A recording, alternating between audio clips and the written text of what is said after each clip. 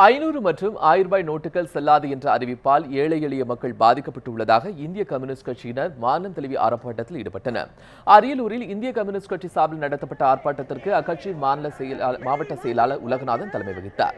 ரூபாய் நோட்டுகள் தொடர்பாக மத்திய அரசின் நடவடிக்கையால் ஏழை எளிய மக்கள் பாதிக்கப்பட்டுள்ளதாக கூறி ஆர்ப்பாட்டங்களில் கோஷங்கள் எழுப்பப்பட்டன. பொதுமக்கள் பாதிக்காத வகையில் புதிய 2000 ரூபாய் நோட்டுகளுக்கு பதிலாக சில்லறை நோட்டுகளை அதிக அளவில் வழங்க வேண்டும் என்றும் வேண்டுகோள் விடுக்கப்பட்டது. ஆர்ப்பாட்டத்தில் ஏராளமான கம்யூனிஸ்ட் கட்சியினர் கலந்து கொண்டனர். மெடிக்கலுக்கு போனாக்க 500 ரூபாய்க்கு 1000 ரூபாய்க்கு மாத்திரை வாங்க சொல்றான். இப்படிப்பட்ட சூழலை இன்றைக்கு மோடி அரசு சாதாரண மக்களுக்கு கஷ்டத்தை உருவாக்கி இருக்கிறது, பொருளாதார நெருக்கடியை உருவாக்கி இருக்கிறது. ஆகையினால் இதை உடனடியாக தீர்க்கின்ற வகையில் நடவடிக்கை எடுக்க வேண்டும் என்று சொல்லி இன்றைக்கு இந்திய கம்யூனிஸ்ட் கட்சி ஆர்ப்பாட்டம். திருவாரூர் பேருந்து நிலையம் அருகே இந்திய கம்யூனிஸ்ட் கட்சி சார்பில் முன்னாள் சட்டமன்ற உறுப்பினர் பழனிசாமி தலைமையில் போராட்டம் நடைபெற்றது.